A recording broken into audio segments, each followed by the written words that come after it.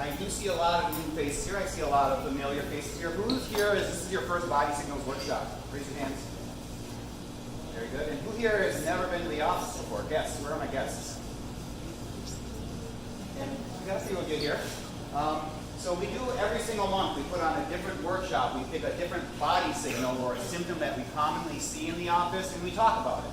This month is a big one for us as chiropractors because it's low back pain. It's actually the avenue that, who here came to our office the first time? Low back.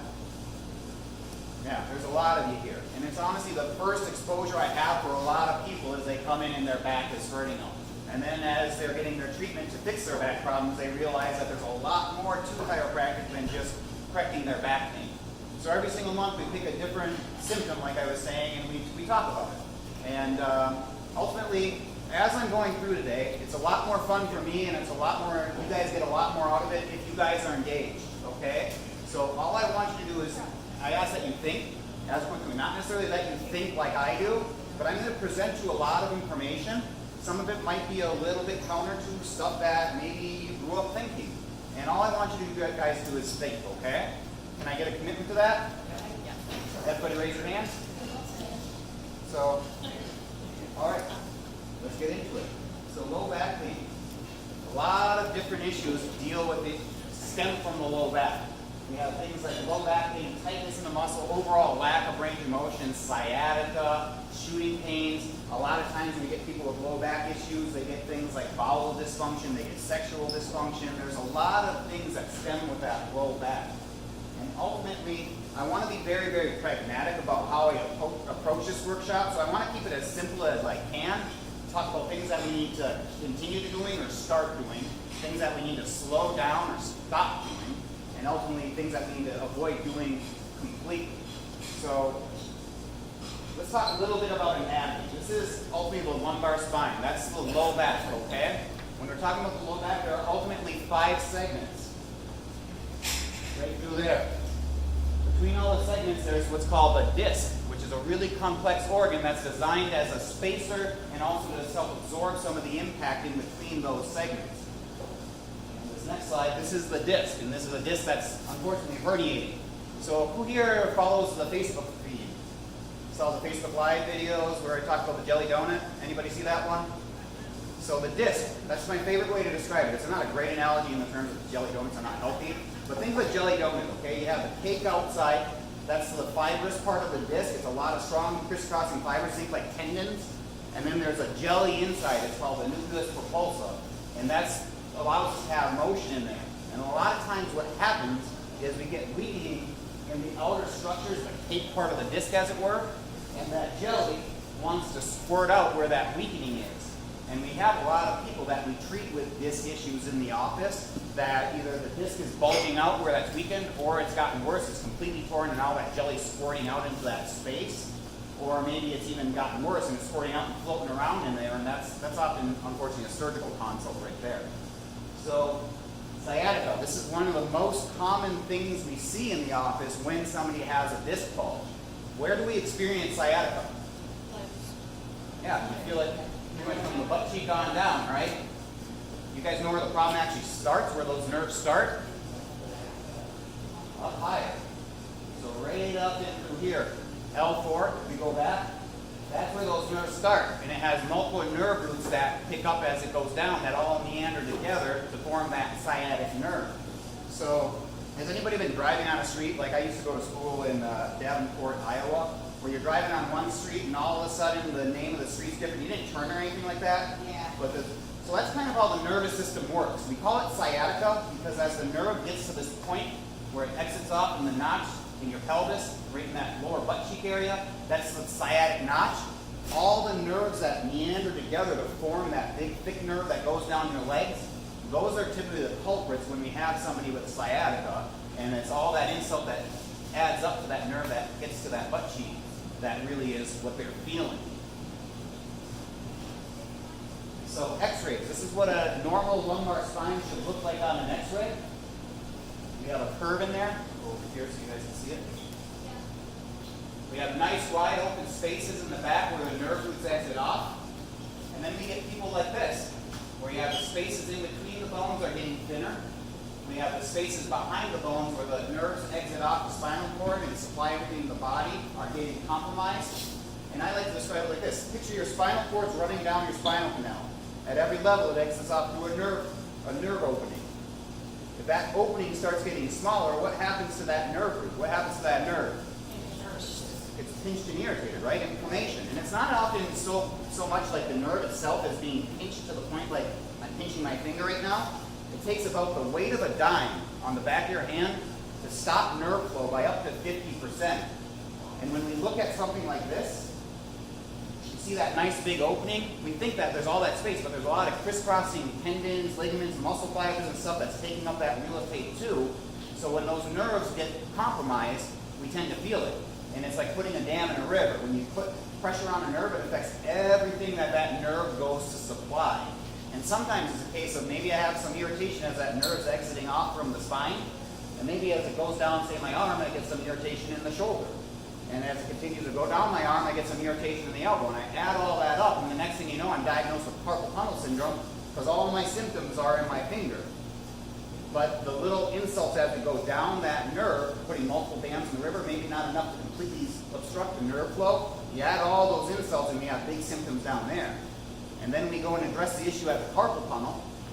And a couple of years later, what happens? I start having my symptoms back, right? Because we never address the problem at any of the other spots.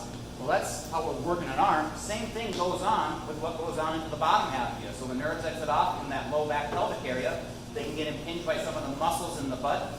As you go down into the legs, knees can cause problems. All kinds of stuff can happen to that nerve as it travels to its end spot. And a lot of times the things that we feel, the things that drive people to come and meet me for the first time, are the symptoms that they're feeling from a problem that's been there for how long?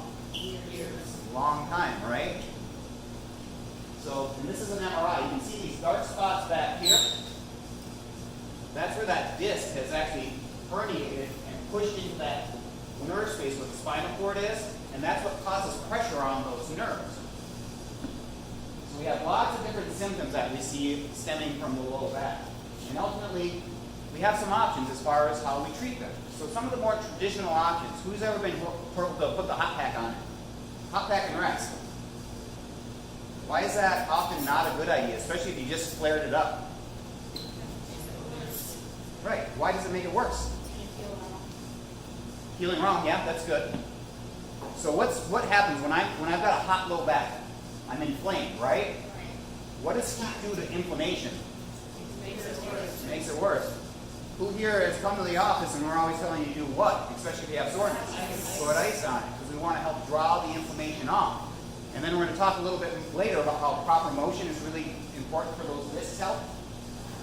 So we're laying in bed, not moving around, and we're laying on the heat pad making our inflammation worse. A lot of times that ends up making our problem worse. So it's not usually a good idea for treating our acute situations. Then we have drugs. What do we know about drugs? Yeah, they don't usually fix the problem, do they? So how bad is it though? So can anybody see this? Yes. Up the top, Oxycontin, morphine, fentanyl. So Oxycontin is the light group. This is 2016 right here. This is 1993 on the far end. This is how much we've increased the prescribing of these drugs.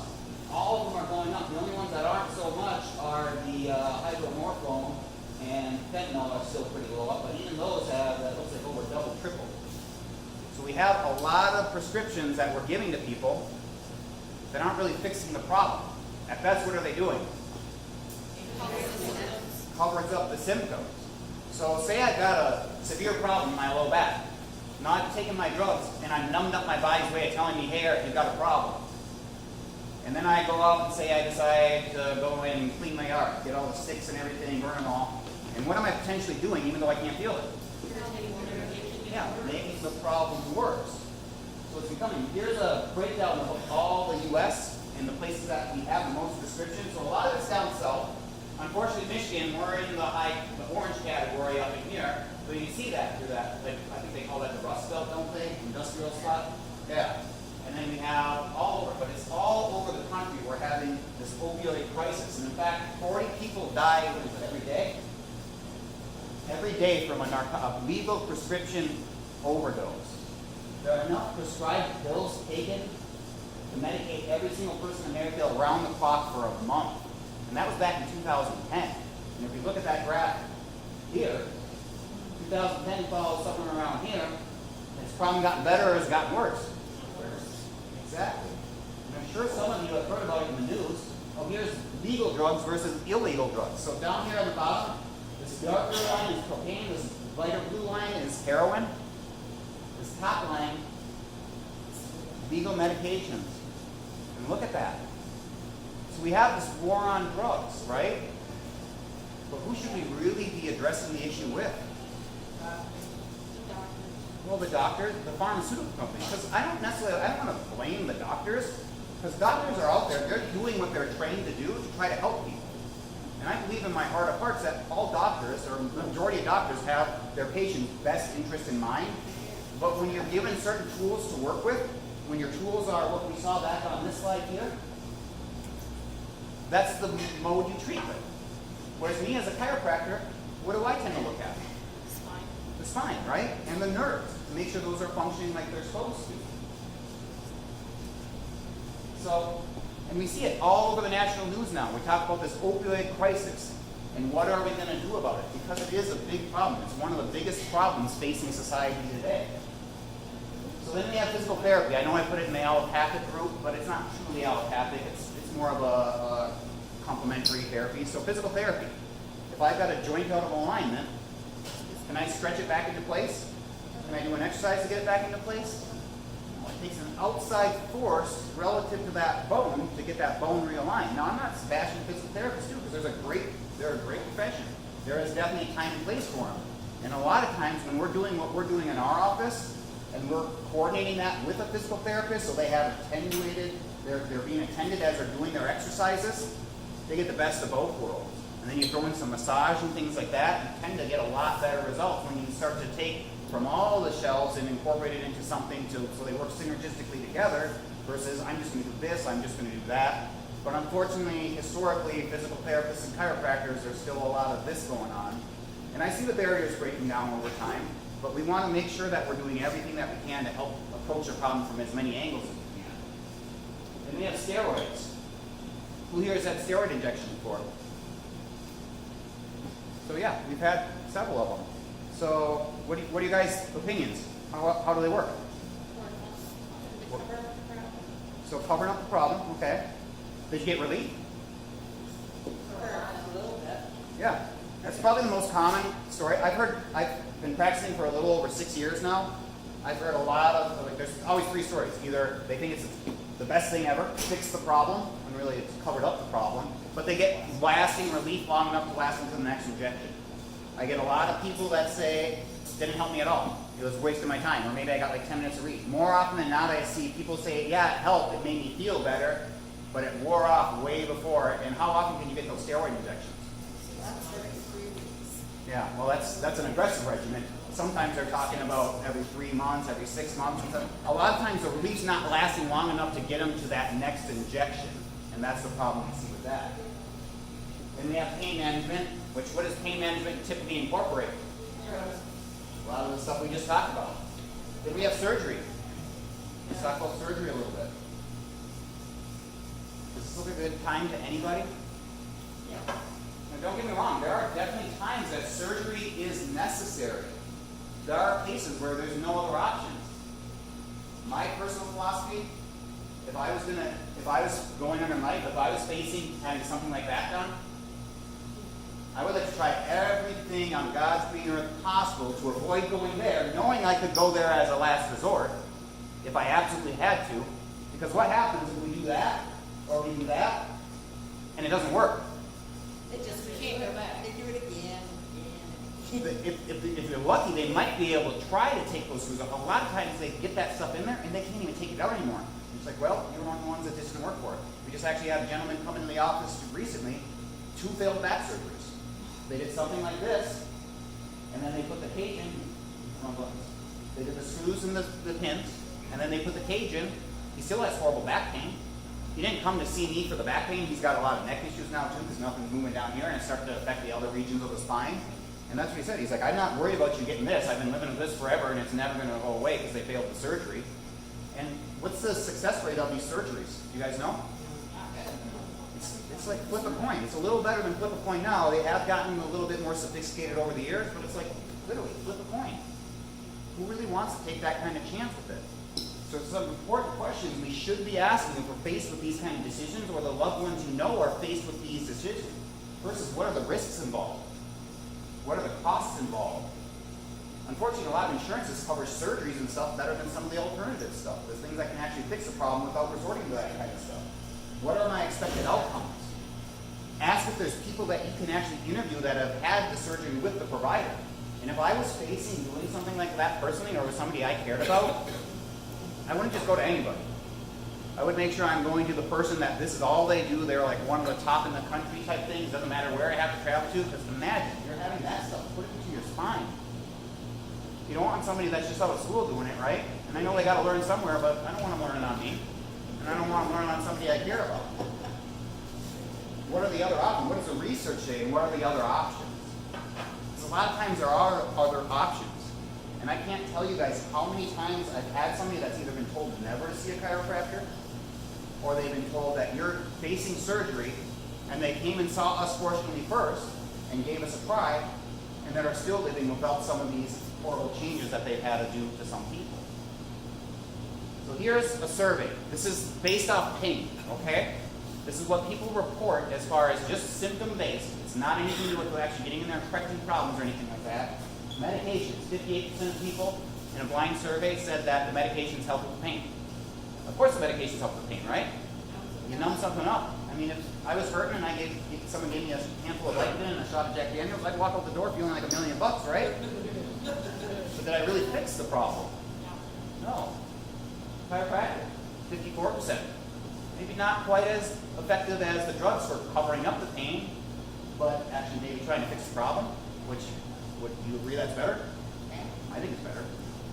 Physical therapy, not doing quite as good as this chiropractor, so above my chest, but really, it's something else that's out there that's available for people. So I know a lot of you, who's here has been to my workshops again before? Or the Better Results Faster workshop? In the office? Online? You guys have seen this before, right? I love this diagram. What's the tip of the iceberg? Yeah, that's the pain I feel.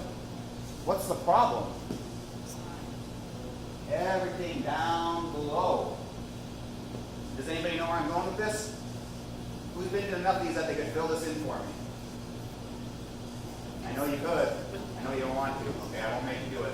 So I can go in and I can chisel off that ice. That tip, stick it over the top of the water. Cover up the pain, right? I feel good. What happens when I come back 2 months later? I don't fix the problem. Still there, very important. Yeah, the problem's still there. And what's back? That. And what's happened down here? It's gotten bigger, right? So we're talking today about trying to get to this stuff down here, not focusing so much on this stuff up here. And that's what these workshops are about, is trying to teach you to interpret the signals that your body is giving you to figure out what's causing it, and then do something to correct it. So the nervous system. I know a lot of you have seen this one before too. How much of your nervous system is responsible for telling you you hurt? Not all of it. Tiny little bit. Does anyone remember the exact number? Less than 10%. The answers are on the side here. You can't. This isn't a trick check question. It's about 6 to 8% of the nerves in your body relay pain. Okay? So if you imagine that's a nerve fiber, we can compress, we can irritate, we can inflame that nerve, but it's not lighting up that tiny little bit that tells your brain, hey, this hurts. Do we feel it? We don't feel it. Because it's not part of the nerves that tell us. Might I notice some weakness in my arm? Might I notice that, hey, I'm getting a lot of acid reflux, I'm getting a lot of heartburn, or my heart keeps fluttering for no reason, or I just can't catch my breath, or all kinds of other things, or maybe I'm having accidents, I can't make the toilet in time or something like that, or maybe if you're a guy, the soldier's not swinging anymore, or women, very painful menstrual cycles. There's lots of problems that can stem from irritation on these nerves, but it's not all about the pain. Who do you think most of the people come to me? What part of the nervous system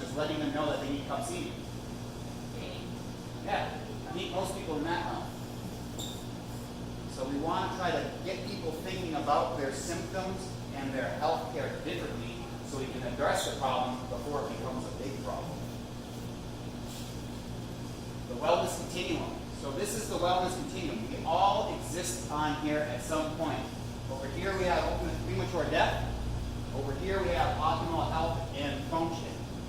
And we're all here somewhere unless we're dead. And we're all moving on here somewhere. So I meet most people somewhere in here. I don't meet them when they have the first signs of a problem. Because a lot of times, what do? Oh, my neck's a little bit stiff. Walk out. I got a little bit of a headache. Put heat on it, take a Tylenol, take an ibuprofen and a Aleve or something like that, cover up the symptom, cover up that sign that something might be wrong. Now what's happening? The problem's getting worse, right? So then it gets the symptoms. Now it's not just like, oh, it's a little bit, I can't ignore this anymore. Or even worse, I get it when they're here. They're in disability. They're in crisis. And they had a problem that's been sitting there for so long. And I can't tell you how many times it's been like, oh, it's something I did like a week ago. It's something I did 2 weeks ago. And then we start doing the evaluation. We get the x-rays, we see the pictures and say, hey, you see that right there? That didn't happen 2 weeks ago. That's been a problem that's been in there for a long time. It's done what? It's healed in what? Wrong way. Right, exactly. So, the other thing about this is we're all in motion on here. We're either making decisions that are pushing us this way, or making decisions that are pushing us this way. We also have momentum on this scale. So if I make a lot of decisions that are pushing me this way, has anybody ever heard of the snowball effect? You start a snowball at the top of the hill, you roll it downhill, keeps getting bigger and bigger and bigger, right? Whereas if I start making a lot of healthy decisions, but say I'm already making momentum this way, and I decide, okay, now I'm going to stop drinking pop. That's a healthy decision, right? Maybe that'll help stop some of that negative momentum, but not push me in the right direction. Well, now I stop drinking pop, and now I'm getting to the gym 3 times a week. Healthy decision, right? Maybe now I'm starting to overcome some more of that momentum. That's what these workshops are about, just trying to give you guys the bits and pieces that you need to help get you from here, heading in this way, and then ideally, once we get you heading this way, keep you heading in that way, so we're always at the optimal level. And if you look at the steps on the wellness side of things, first is awareness, second is education, and that after that, that's when true growth happens. And has anybody ever heard that growth happens outside of the comfort zone? Yeah. It's true. That's when we do most of our growing. So we gotta challenge ourselves. We gotta challenge the way we do things. Who here loves going to the gym? I like working out, but a lot of times in the morning, when I'm getting up in the morning to do my workout, is the first thing I'm like is, yes, I'm gonna work out right now. It's like, oh, I just want to go back to bed. I mean, Dr. Matt, Dr. Matt, I know he's pretty much programmed, but you know what he does every morning? The mornings that he doesn't want to work out, you know what his secret is? Has he shared this with anybody? He starts coming backwards from 5. And he says, by the time I get to 1, I'm getting my ass out of bed. And that's what he does. That works for him. I've tried it 4 on the days. It doesn't always work for me. I don't have the discipline that he has. But yeah, working out is not necessarily fun. Like I've got a nice elliptical that I use at home. But it's very rarely when I first get on that elliptical that I'm like, yes, I'm going to do 20 minutes on the elliptical today. By the time I'm done, I feel a lot better, and it always helps out my day. But we got to often challenge things and do things that make us uncomfortable to hit that point of growth. So the nervous system. I know a lot of you have seen this slide before too. I like to think of it as like the breaker box. So your lights go off in the house, you get a power surge or something like that. What's the first thing you go and check? Circuit breaker, right? And then you see something like that. It's tripped. Flip it back on, and what starts happening? Yeah, the stuff that those circuits go to work again. It's a really good analogy for your spine, for your nervous system. And what's the breaker box? Yeah, it's the spine. Exactly. So, if I got a circuit breaker that's stripped, and it's irritating this nerve, it's stopping the function of this nerve, where does that nerve go? Trace it down, you got the colon, you got some of the reproductive organs down here. Or say I trip the nerve here. Where does that nerve go? Things like the stomach, the esophagus.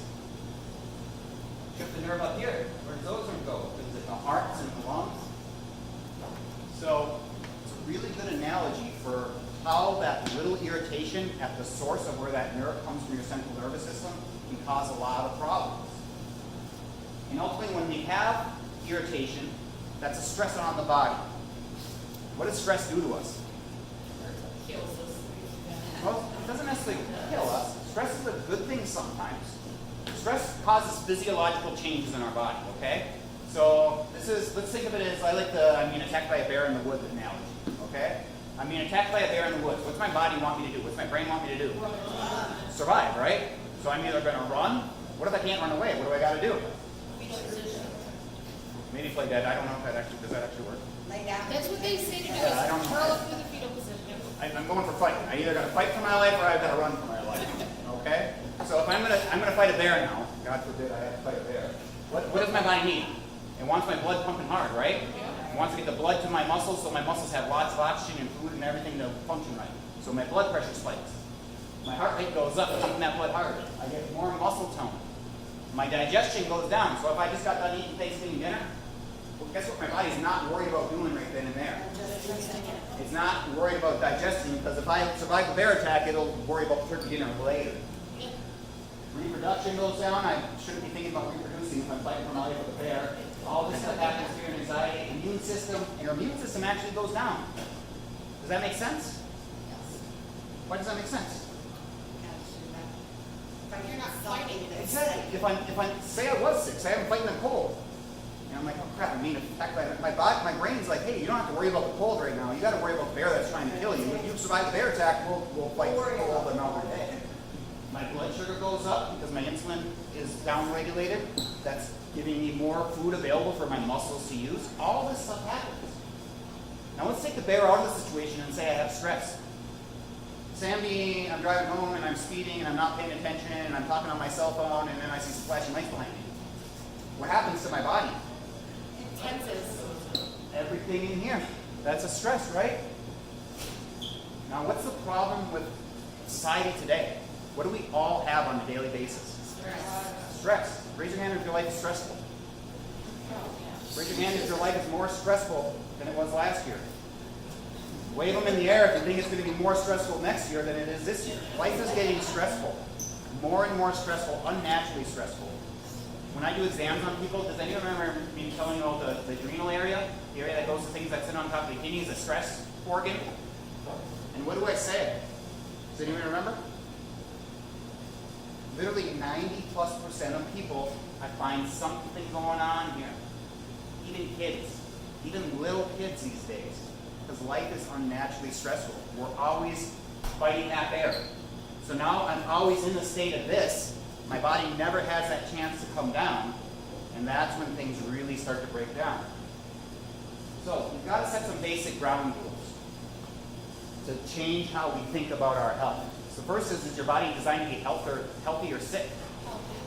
Yeah, healthy is normal. Unfortunately, unhealthy is a new normal that we've created. It's a new norm that we've created in our society with a lot of the decisions and the habits and the things that we're encountering. Second is your body's smart or stupid.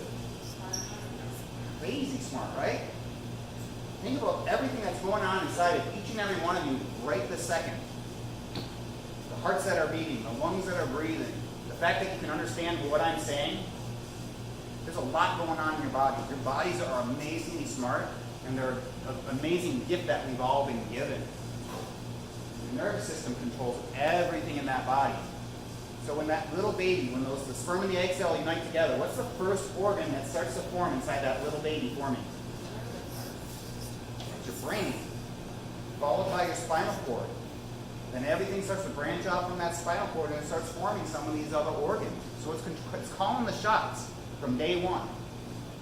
Your spine, suit of armor. So what's the hardest substance your body creates? Bone, right? And your body's smart or stupid? So if your smart body wants to protect its most valuable organ system, the nervous system, what's it going to use? The hardest thing it can make, right? So we got our skulls wrapping around our brain. Most important organ in the body, that's the only organ in the body that's encased in solid bone. Then we have ring after ring after ring after ring of solid bone protecting our spinal cord because it's signals. And we got a lot of ribs and things like that. We got other bones that protect other important organs. But I know most of you have heard me say this before. If my heart stopped beating right now, I got a heart attack, and somebody in here knows CPR, there's a chance I might make it, right? my brain stops working, if I'm brain dead, that's game over. Doesn't matter how good you are at something, you might be able to keep some lower brain function or something like that, but once that brain stops working, there's no coming back from that. And then modern life, it's unnaturally stressful. We just talked about it, okay? And there's 3 types of stress when it comes down to it. Does anybody know what they are? Physical, mental, chemical. So, physical stress.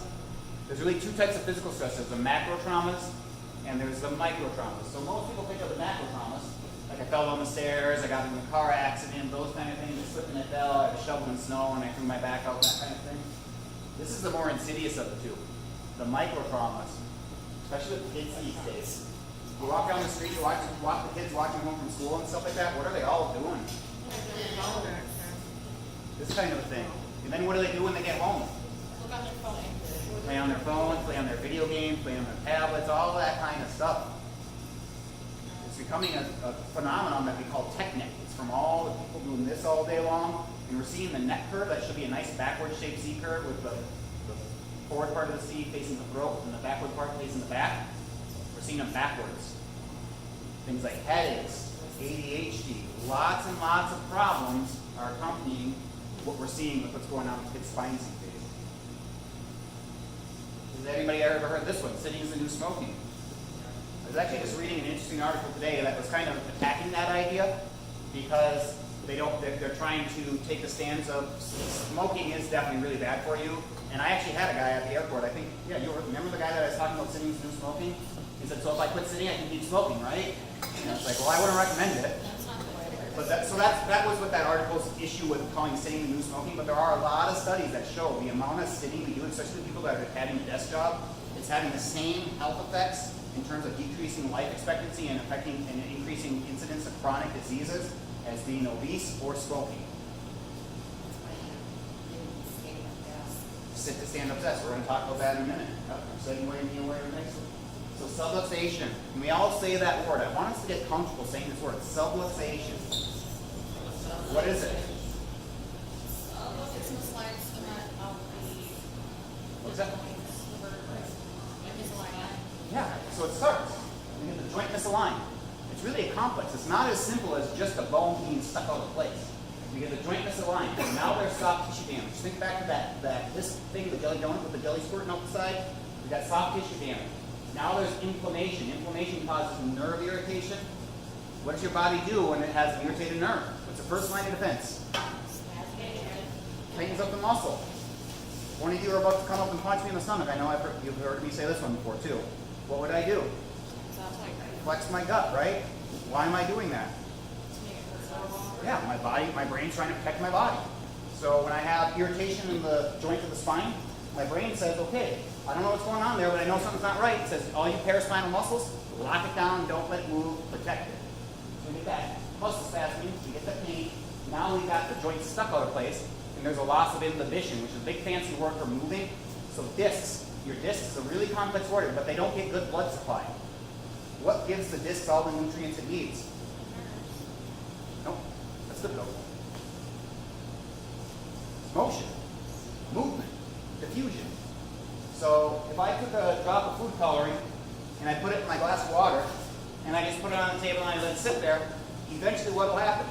It'll turn color. Yeah, it'll slowly diffuse throughout that whole glass. If I put a drop of food coloring in there and I took something and I stirred it up, what would happen? Same thing. Same thing, but a lot faster, right? So the food coloring is the good stuff that needs to get into the disc. Me stirring up the disc is the proper motion of the joints around the bones around the disc that allow that disc to get the good stuff pushed in and the bad stuff pushed out, so they stay hydrated and healthy. We lose that when that joint is stuck. And that's why heat and bed rest are often one of the worst things you can do if you're having an acute back issue.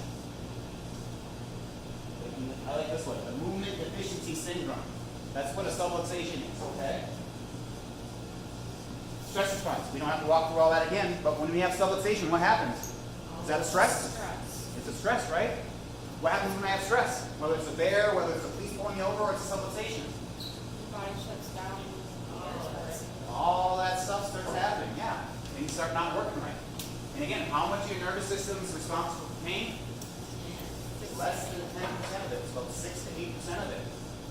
So, how do you know if you have a subluxation if less than 10% of your nervous system can tell your brain it hurts? Yeah, that's what I was looking for. Thank you. You got to be checked. How do you know you have a cavity? Go to the dentist and tell you. Exactly. Well, hopefully it's not to the point that it hurts, because if you have a cavity to the point that it hurts, is it usually just a cavity anymore? No. It's usually a lot worse, right? I actually just went to the dentist. I had a cavity. I didn't know I had a cavity, but they found it, and what do? They fixed it before I felt it, right? So if it's important, we all go see the dentist, right? Most of us see the dentist, right? How often do we go see the dentist? Twice a year? Yeah. Why do you think that's like that? So they can catch cavities for preventing. Yeah. Catch the problems before they're problems and make sure they're not developing into problems.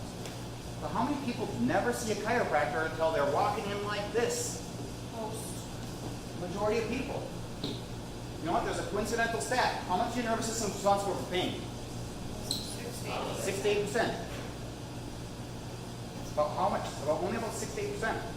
That tells your brain it hurts. It's such a tiny, tiny, tiny little bit. There's a lot going on. Those other nerves aren't extra. They're not sitting around doing nothing. But that tiny little bit tells your brain it hurts. You guys know how much of the population actually utilizes chiropractic? Like 10. Take a guess. Yeah, it's really low. Right around the same percentage that pain is responsible for it.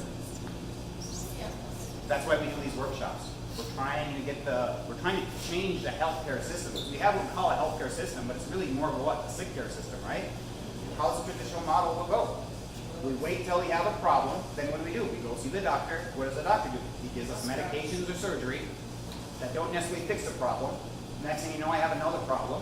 And what am I doing? Getting a new medication. Now I'm on 2 medications. Maybe I'm not responding so well to that second medication. Now it's jacking my heart rate up or my blood pressure. What do? Now they're giving a 3rd medication to treat the side effects of the second medication instead of trying to address the problem in the beginning. I mean, we've got a day pill. We've got a night pill. You give them long enough, they'll come up with an afternoon pill just to help you get that little nudge through the day if you need it, okay? So, we do a very thorough evaluation to find these subluxations. The first one is instrumentation, scans. I know they're all everybody's favorite thing to do, but those scans give us a lot of information about how the nervous system's working. We do motion palpation, these fingers. It's been a long time training these fingers how to find these subluxations. They're fine-tuned subluxation finding and correcting machines. So I feel it's fine. I find where the problems are. Static palpation, also feeling and just not moving things as I'm feeling. Posture analysis. Who here remembers when you look in the mirror? What do I look at? Looking at the shoulders, or looking at the hips, go to the side, we're looking for that ear, shoulder, hip, knee, ankle, all be lined up nice and straight, right? So we're assessing the posture, because posture is what? It's the window into the health of the spine.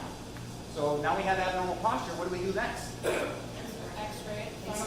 Take some pictures, see exactly what's going on in there. And once we can see what's going on in there, we can get a better idea of what we got to do to fix it, or if we can't even fix it, or we got to send that person somewhere else. So, I want to give you guys some useful information to try to help the problems. So the first thing is posture. What can we do about our back problems? Addressing your posture. So this graphic helped me a lot to understand how I can think about correcting my posture. So a lot of us have this thing going on. Our heads are forward. If you think of these 2 gears in there, if I bring my head back and tuck it, now where are my ears? They're over my shoulder where they should be. And then if you think of that as that other gear, bring it back. This is proper posture. Everybody try this. Does this feel a little unnatural for people? It does, right? This is ideally how things should be. So that's one exercise you do as you're sitting, as you're driving and stuff like that. Think of tucking your chin, that gear bringing backwards. But if that gear goes backwards, what happens to the gear up here? It goes forward. And it helps to bring my shoulders back. Okay? So that's just one simple little technique you can do to try to address the posture issues. So that's good posture. We want the ears, the shoulders, the hips, the knees, the ankles all lined up from the side. And we want the shoulders and the hips level looking at things to the front. More and more I'm seeing this kind of stuff. Everything rolling forward. You can adapt your workspace. Who here has to sit a lot at their job? Or just sits a lot in general? Nobody? Okay. Okay. So what do they have? What did you say just a minute ago? Sit to They stand got desk. stand-up desk. Yeah, and the optimal is a sit to stand desk. Because what they're finding is the people that are just standing all day long, that's not necessarily bad. I mean, maybe not as bad as sitting all day long, but it's, you got to have that variation here. You got to be able to change the position. So there's Lindsay modeling her sit to stand workstation. And what's that chair there? Very adjustable. So it's adjustable. It's called a wobble chair. So it's hard to sit on that thing. It's hard for me to sit on that thing like I would sit in a chair like this, because it's got a wobble to it. So the idea is I can lean into it if I'm getting tired of standing type thing, but I'm not sitting on my butt, putting all that compressive force on my lumbar vertebra. I have a question. What's that? You know, sometimes you see people sitting on their exercise balls. It's good. Is that good? Same concept. You're changing, you're making yourself more aware of your posture. Now, that's not a foolproof solution either, because what they're finding is like some of these classrooms and stuff, that they've taken out all the chairs and put in exercise balls. You can still get crappy posture on an exercise ball. The idea is you're more aware of your posture. So even in those cases, I would say that's not a bad thing either. Maybe you have one of those ball chairs and you switch that up when you want to sit. So this round of sitting, I'm going to be on the ball. Then I'm going to spend the next half hour standing. And then the next half hour, maybe I'll sit sitting in a normal chair type thing. And then when you're sitting in a normal chair, what do you want? You want your butt in the back of the chair, your back up against it. Think of that gear. Bring that shoulders back, bring everything back, okay? What's Jessica standing on there? Big mat, yeah. It helps take some of that force out when you're standing. So if you're standing for a long time, who here has got to stand for a long time at their job? Yeah, it takes a toll on you, right? A lot of places, they're investing in these shock absorbing mats. I also want to give you guys some exercises that you can start doing. So I want to keep it simple. I want to keep it limited to just 3. But if every one of you started trying to do some of these, to the extent that your body could, it will make positive change. So plank. Everybody know the plank? It's kind of like doing a push-up, but you're not actually doing the push-up. You're holding it. So a good plank, you want straight. Think a launch pad from the feet all the way up to the shoulders, okay? You don't want your butt way up in the air. You don't want your head looking up like that. That's what I'm guilty of. Because there are cats that are always climbing all over me when I grab the plank. Bird dog. Really, really simple exercise. A lot of bang for your butt for this one. So you're on all fours. What are you doing? Lifting one arm up, putting the other arm back. I guess somebody thought it looks like a bird dog pointing, so that's why they named it bird dog. So if that's hard for you, does anybody in here reasonably think they couldn't do that? Be honest. Would that be a struggle for anybody? Yeah. But what can you do to modify that? I don't lift the arms. Yeah, you maybe lift one leg at a time. Yeah. And then maybe do one arm at a time. And then maybe try doing them both together and see how that works. Not there yet? Okay, just stick with one leg, one arm. But you're doing something. Same thing with this next one, dead bug. You're laying on your back. Now notice when she brings her legs down, are her legs touching the ground? No. Ideally, no. That's engaging those core muscles. All these are core stabilization exercises. Because of one of the biggest problems when we have back issues is we actually have a weak core. Our core is not supporting us. And you notice what I didn't put in there for core exercises? What's not on there? Sit-ups and what? Crunches. Why didn't I put those on there? They're not really good for your back. What am I doing when I'm doing a sit-up? How am I using these muscles? Yeah, I'm doing that. Which the motion, yeah, that puts stress on things. But I'm using these muscles that are designed to be stabilizers and hold everything together as lifters. Who here has ever been told it's a good idea to pick something up like this? No, it's a bad idea, right? Well, maybe we've been told it, but it was bad advice. But picking something up with your back muscles, we also don't pick things up with our stomach muscles. They're stabilizers. When we're doing things like dead bug, bird dog, and plank, they're isometric. These muscles aren't lengthening or shortening. It's just holding it. You're contracting that muscle. Who here has ever done a plank for like 30 seconds, a minute, something like that? By the end of it, what's happening? There's lots of glorious stuff going on. You're shaking, you're quivering, you're sweating, and things like that. And all you're doing is holding that.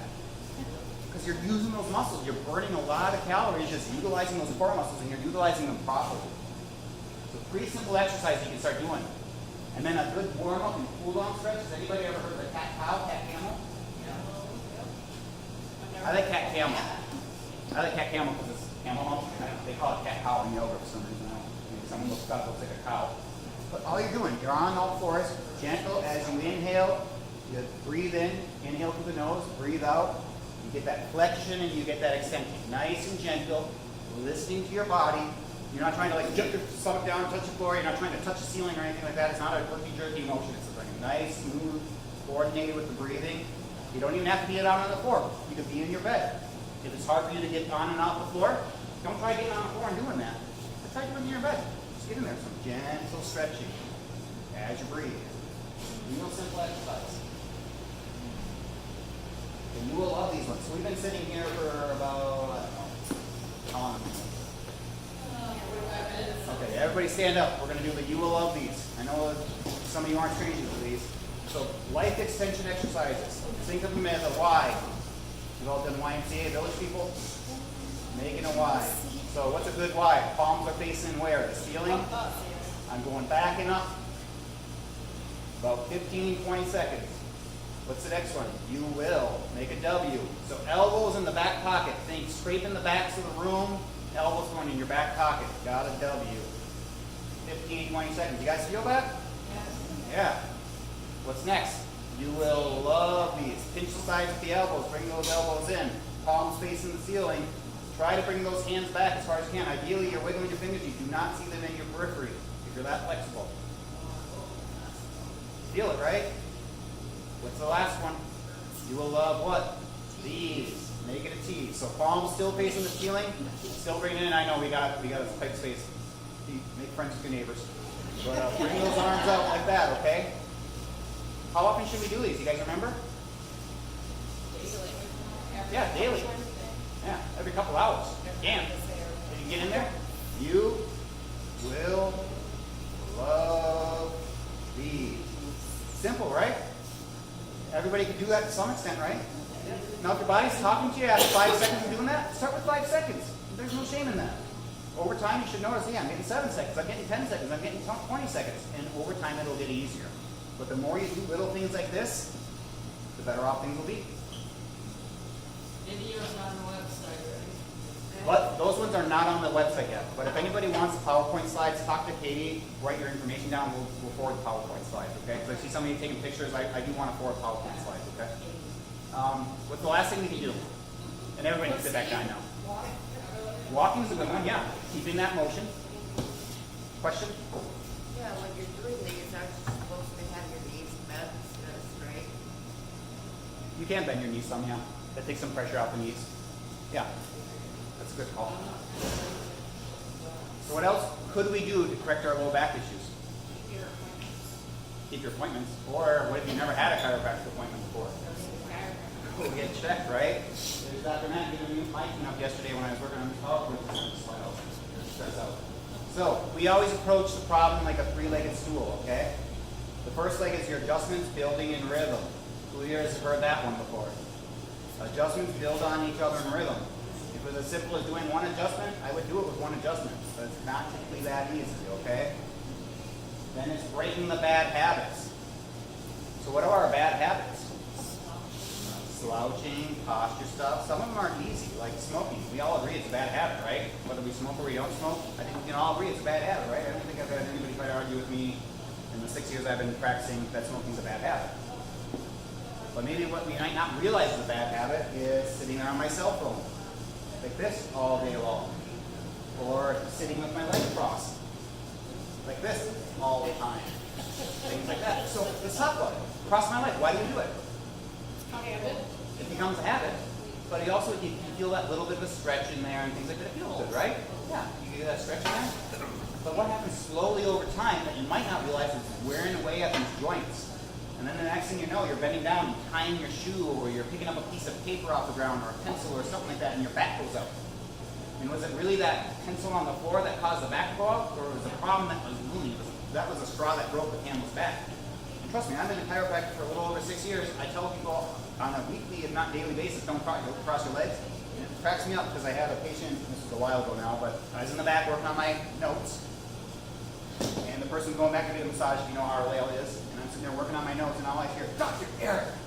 And I'm turning around, I'm like, what? Someone's yelling at me. Because one of our practice members, who I just told earlier that day, hey, don't cross your legs, she came in for a massage, she caught me crossing my legs.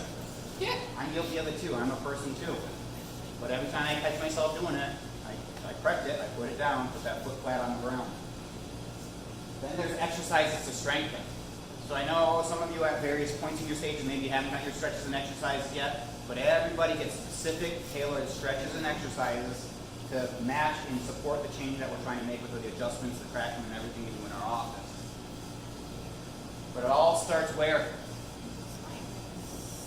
It starts with the spine, yeah. But before we do any of this stuff, what do we got to do? Recognize the problem. Recognize the problem. Got to get checked.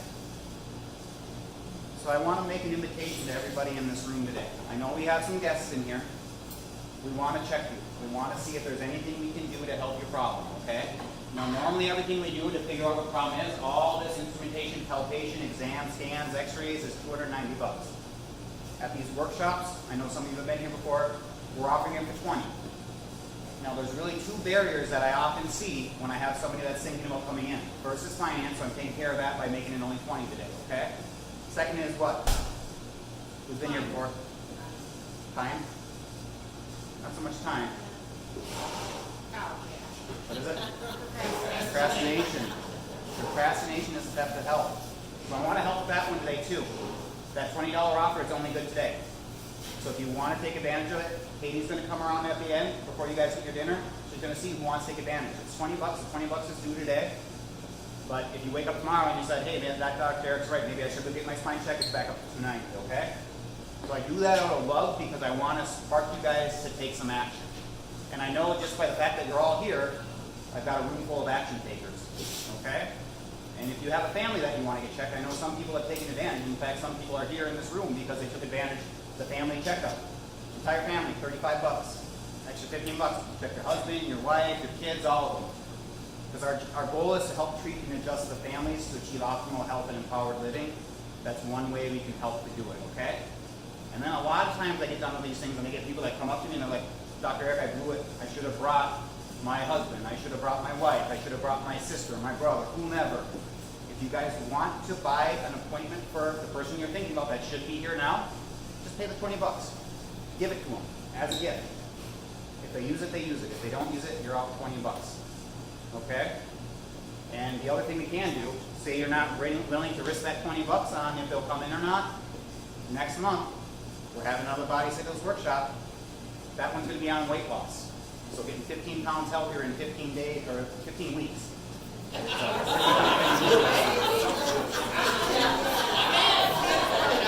Sign me up. 15 weeks, yeah, sorry. But yeah, that's what these workshops are about. Or the Better Results Faster workshop. Who here has been to Dr. Matt's Better Results Faster workshop? Great workshop, right? A lot of good information in a short amount of time. Invite them to come to one of those. It's got the same core message. The whole idea is you guys are part of our tribe. Some of you maybe are brought in by some of our tribe. We're trying to spread the message. We're trying to spread the love. The people you brought here, obviously you care about enough to bring them here. Or maybe you're just tired of listening and complaining about their back problems. But that's why we do this. Because we want you to spread the message and help us to help the people you care about. Because if we do good by the people you care about, what are they going to do? Good by you. Hell, yeah, they do good by us. Yeah, we do okay because of it too. But they tell more people. That's really what the mission is. And I want you guys to be active in that mission too. Okay? That's pretty much all I got. Procrastination. So Katie's going to come around. I'm going to stop yapping here. I can hang around for a couple minutes up here if anybody has any burning desires or questions that they want to ask me. But I do have to run here. They're going to start bringing out the food here in just a moment. And I think we have a